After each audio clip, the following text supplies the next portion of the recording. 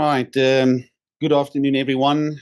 Um, my name is Hein Venter, and I'm the current head of Department of Computer Science at the University of Pretoria.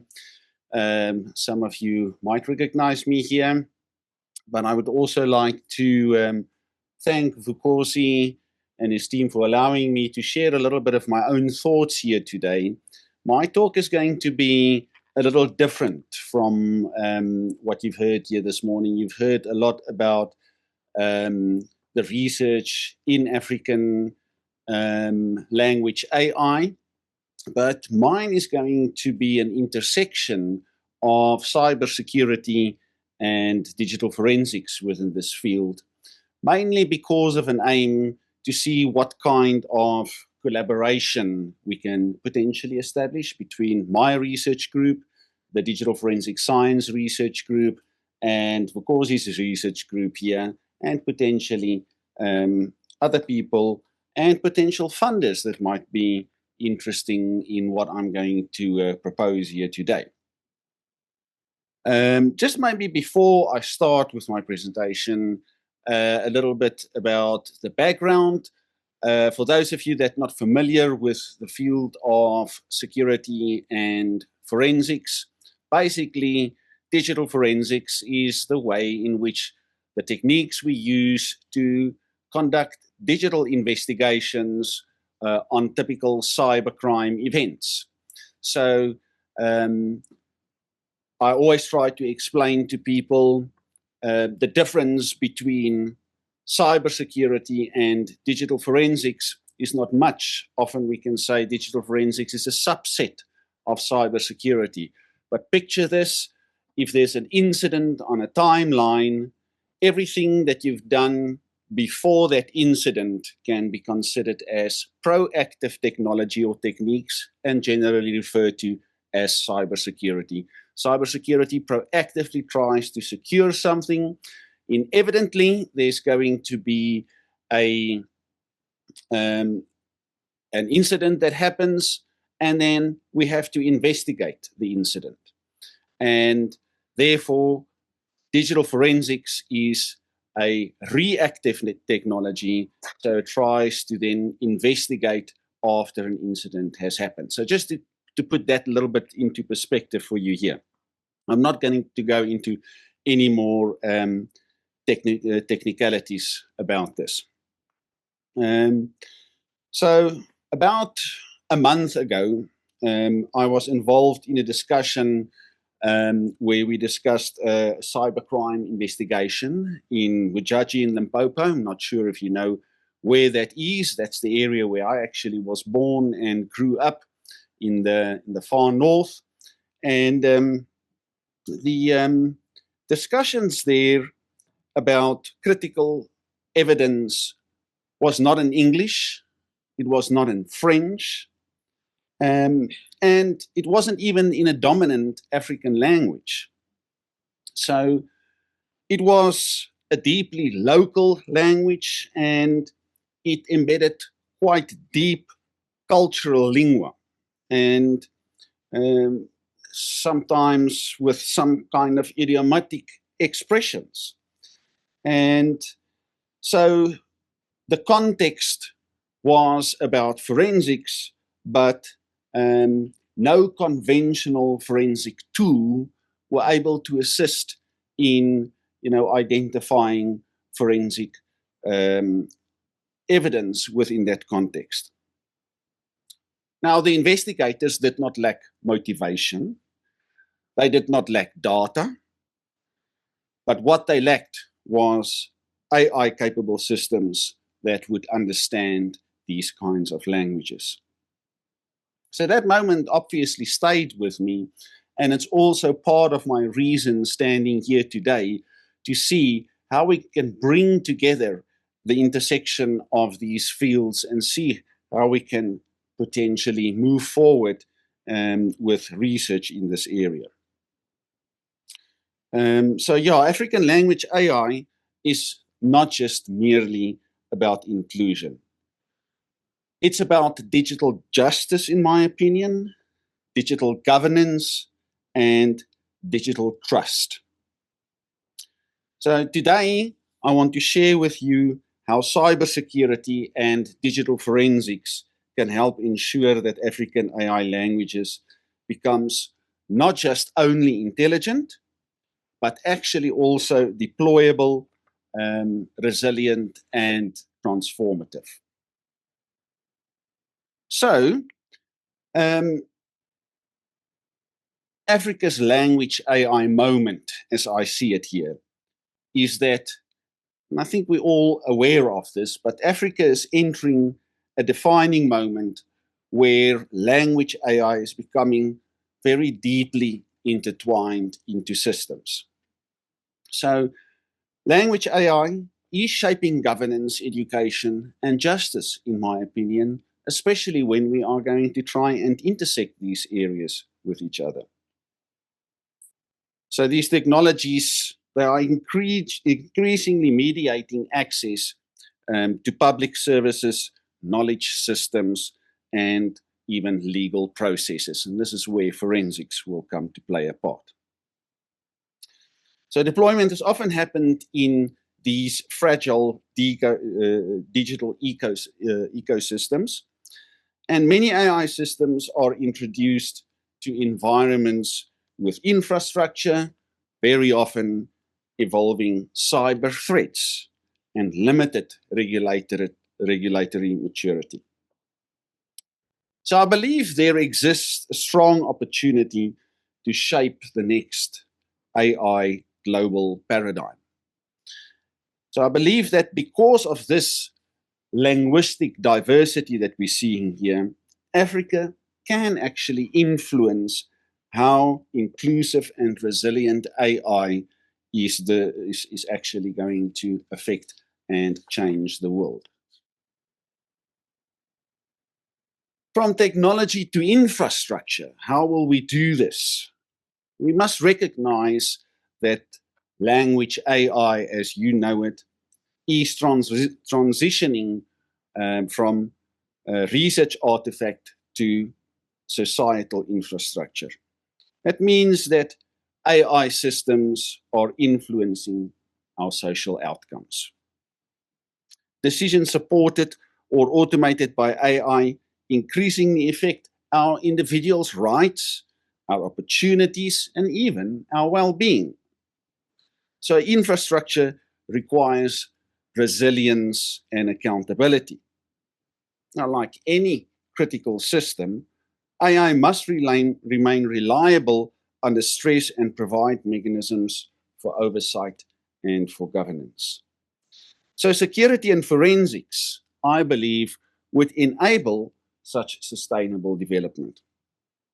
Cybersecurity, as I tried to explain earlier, prevents systematic failures, while digital forensics is the reactive part, ensures accountability when these failures do occur. So, how will this fit in to the African language AI ecosystem? First, there's data. Obviously, the quality, the representativeness, and the protection of these linguistic data sets determine model behavior and fairness. Therefore, we need some reliable models as the next block of our ecosystem. Architectures must handle multilingual complexity and they must work with low resources. We know that in Africa, more than any other place, we are often constrained to these very low resources. And we must adapt to certain contexts and certain different domains, given these low resources. So platforms are needed in this ecosystem, and the deployment environments, they will shape how AI interacts with the users, the institutions, and other real-world operational constraints.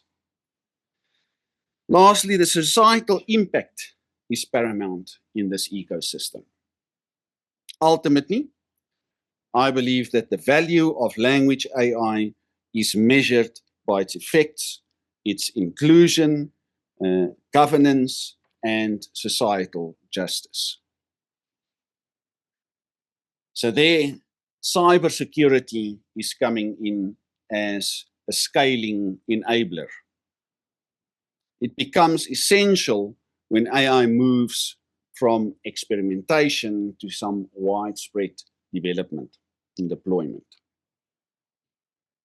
So secure multilingual dataset pipelines are needed. We've seen a lot of pipeline discussions this morning, and this is one area where we can also adapt a pipeline for that purpose.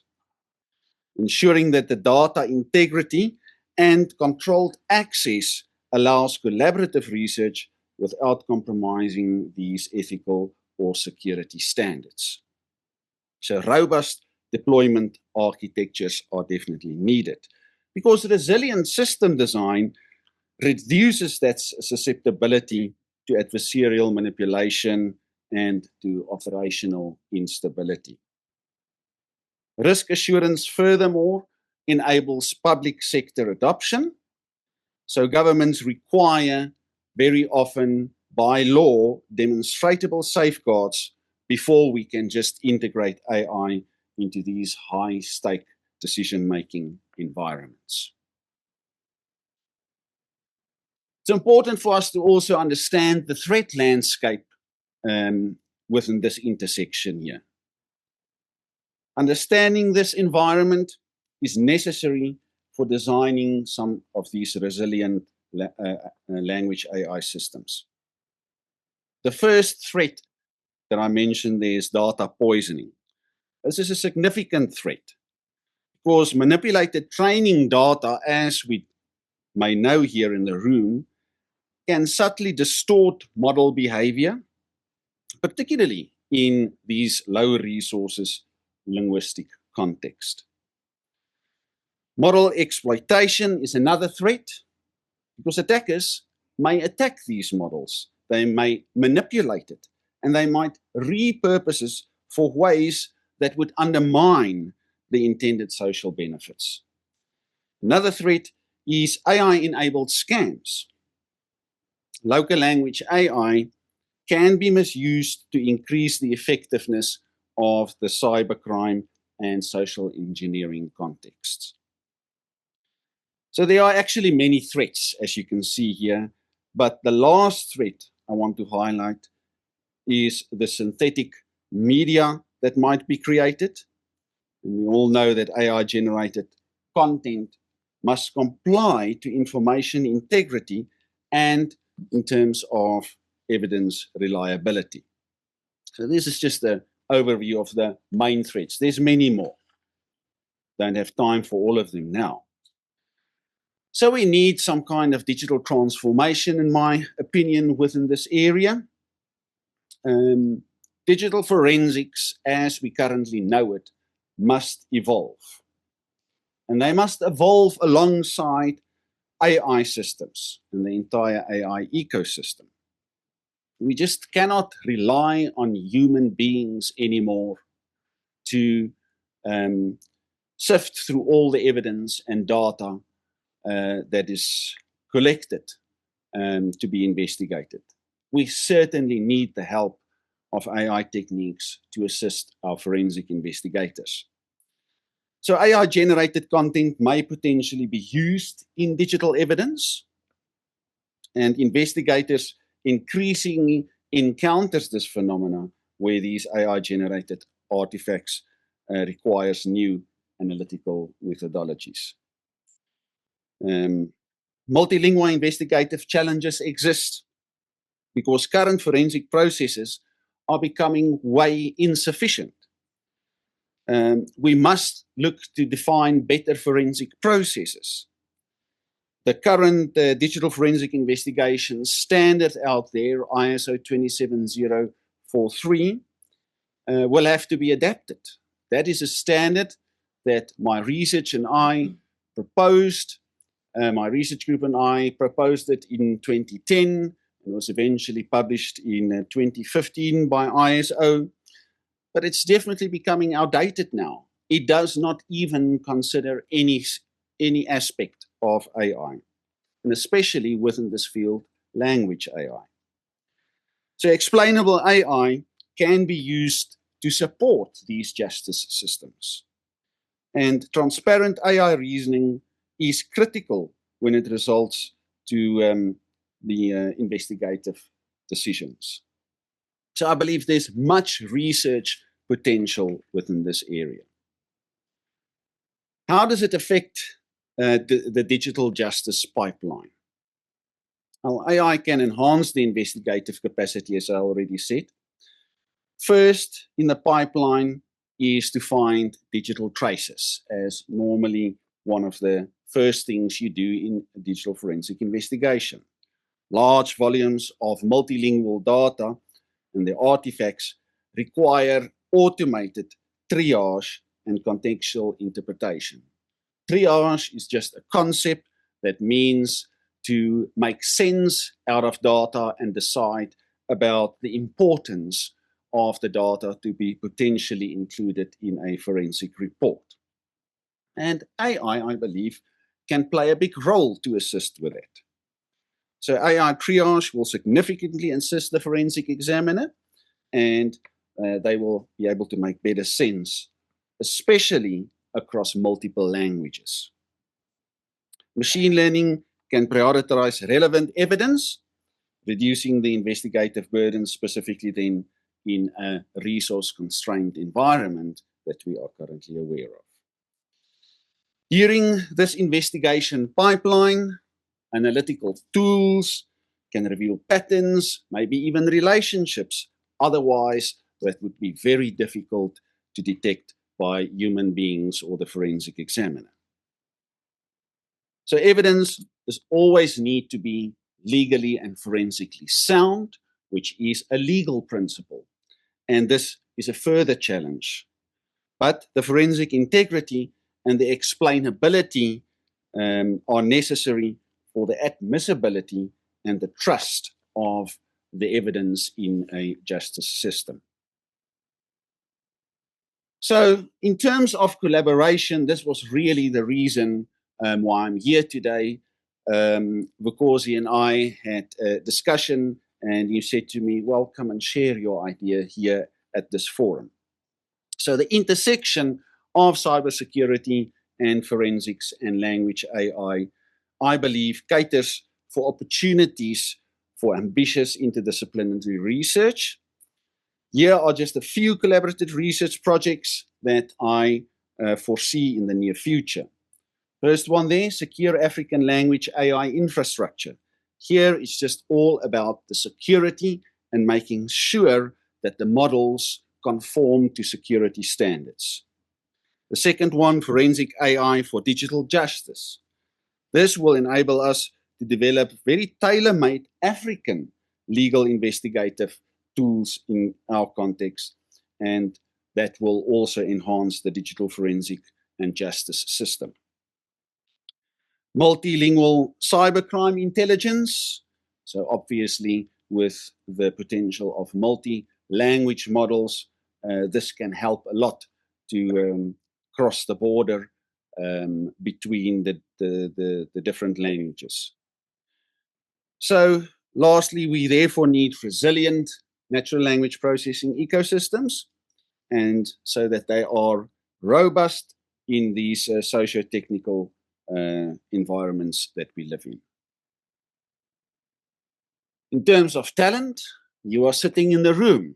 People are sitting here, so we can do typical MSc and PhD collaborative research projects together. We need secure shared data sets, which is something that in my research group we do not have, so we need to see how we can generate these and come up with them. We need interdisciplinary innovation labs, and I think this might be just the birth of such an idea that I'm proposing here. So, and we need a generation of African language AI cyber researchers, just to put together all the terms there in one sentence. So I believe that developing such talent will therefore position Africa to actually be a leader in responsible AI. Obviously, we need money. Money is always the question to be able to do research and sustain our students. So there are many programs available. Here are just a few that are listed that might assist. With Vukosi already very successful here in the AI 4D programs. That might be an avenue. I know that there's many EU Horizon Africa collaborations that's happening that might also be a potential avenue. And then our own NRF, where we can also try and leverage funding from. Then obviously not forgetting about industry, potential digital justice and cyber capacity industry funding may also be possible. So security focused programs, I believe, recognize the need for these AI resilience. So there are many opportunities for the funding, and I believe we must just go and do it. This would make us globally unique, especially in the African context here. Why would funders want to fund us? I think there's quite good motivation for this. Africa's research context offer globally distinctive opportunities. Why? Because Africa is unique. And I often say that Africa is not for sissies. But here are some reasons why Africa offers global uniqueness. First of all, Africa is the most linguistically diverse AI frontier. We are actually fortunate for that. This diversity presents both technical challenge and innovation potential that are actually unmatched anywhere else. We have also hugely underexplored this NLP and cybersecurity and forensic intersection, and I think it's about time that we start doing that. There's also few global research ecosystems in convergence, and therefore I believe that we will actually have the opportunity to define the global research agenda with this intersection for this area.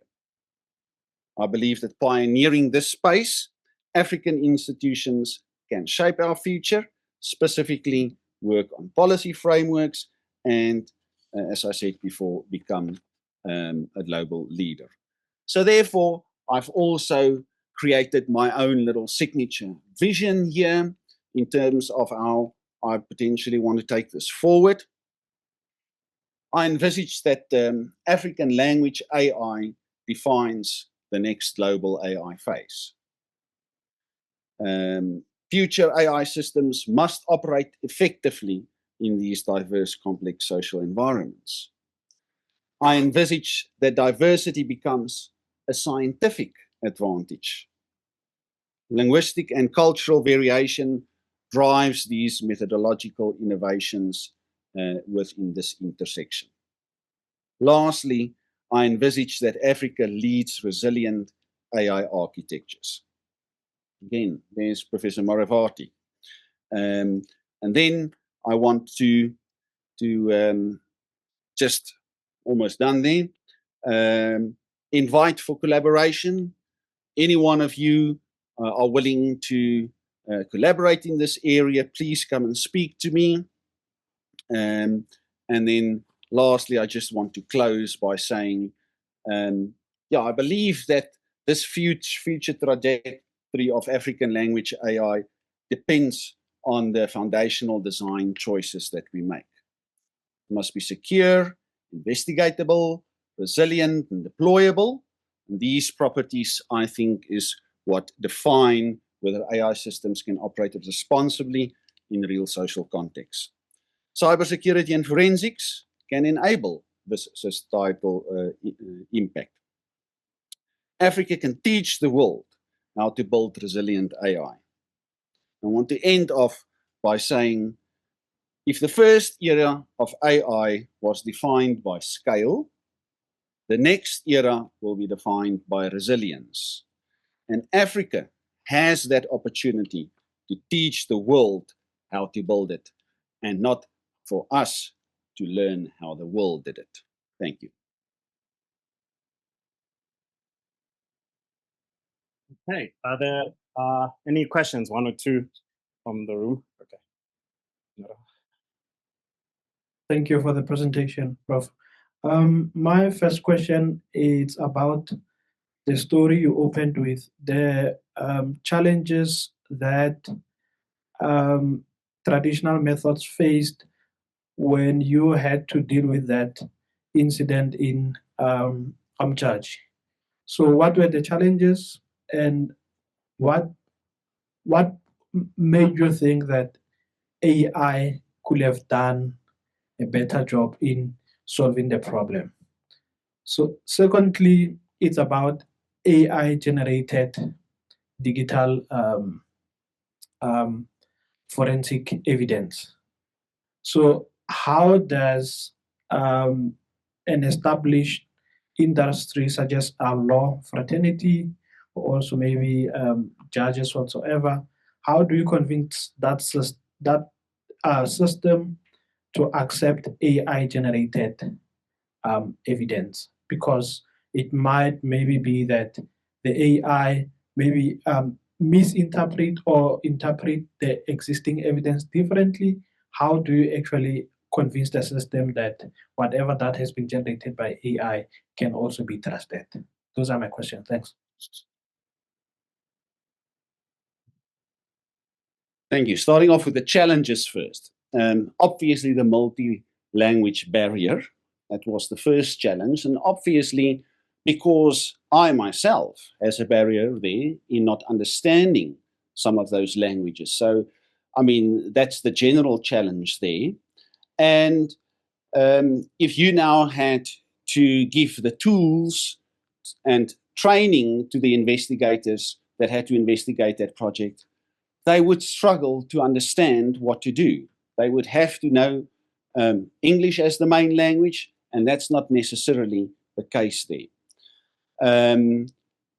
In terms of your second question, how will these things, how will AI generated evidence be used? I think it was just understand the problem there first. First of all, AI generated content may be used as fake evidence.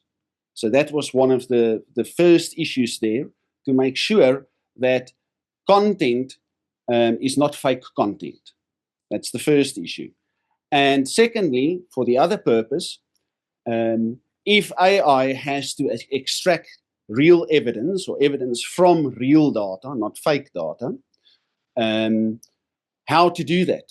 And I cannot answer you on that, because this is what I'm proposing in finding an answer to. My idea and vision for that is basically to say we need to find ways to check the explainability, as I've explained before, the explainability thereof, because one of the core tasks of any forensic investigator is to be able to prove every step taken. And that is part of the so-called documentation aspect. Everything must be documented and everything must be explainable. And the process that has been followed is crucially important, because you should be able to take any result that was gathered by a specific forensic examiner, give it to someone else, and if the same process and techniques are followed, the same result should be produced. So it's a challenge to see, how we will be able to use AI to extract data and making sure that it is very well explained.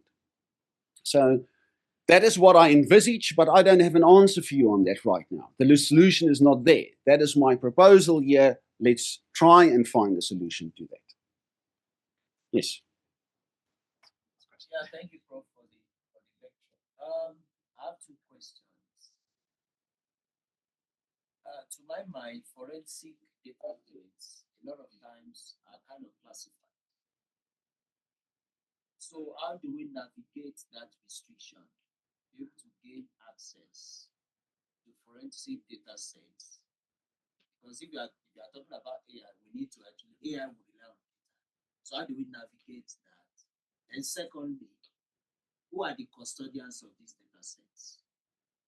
Are there partnerships or agreements in place to actually make that possible? Yes, to start off with your second question, there are agreements in place, and non-disclosure agreements very often are in place for us, and specifically for people in my research group that work with these data sets, to not disclose it. So that is so. So it is a problem in getting public data sets. There are some public data sets available. Most of them have been anonymized, and it is used for research purposes. But yeah, you are right. It's very difficult to get access to these data sets, which is then also a challenge and a barrier. But the only way we could get around is by signing non-disclosure agreements. That's basically what we did. Yeah. Anything else? That's pretty much it for now. I think Prof will be available during lunch. Yeah, we will be taking our break now for lunch. We will come back here in 50 minutes, so 1:30 or 13:30 for those online. We do have a sizable amount of people online, so thanks, and hopefully the morning sessions were all great. And again, please talk to somebody you don't know. Right, eat lunch with somebody that you don't know. I know it's that thing of we know each other or thing like that, but please do, and you never know where it'll actually lead to. So thank you, and those online, yeah, we will switch off the video again, and the audio will be back in 50 minutes.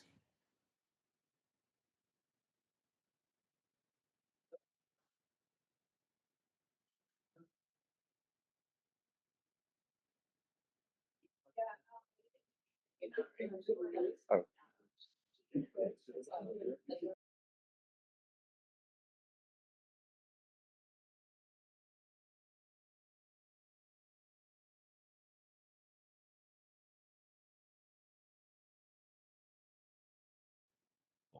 Yeah, thank you for joining us, and for the people online.